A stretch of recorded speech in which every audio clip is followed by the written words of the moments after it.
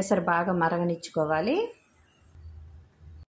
తీసుకున్న పిండికి ఈ గ్లాస్తో 4 గ్లాసులు వాటర్ పోసుకొని ఎసరు బాగా మరగనిచ్చుకోవాలి.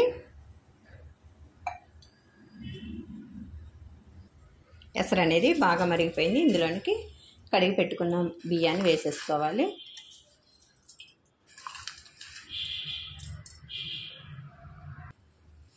ఇందులోనికి రుచికి సరిపడా ఉప్పు వేసేసుకొని ఒకసారి కలిపేసుకొని మూత పెట్టి ఉడికించుకోవాలి.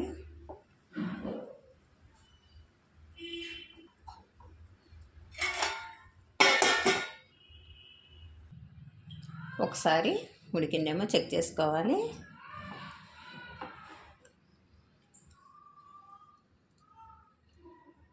మంచిగా ఉడికిపోయిందండి.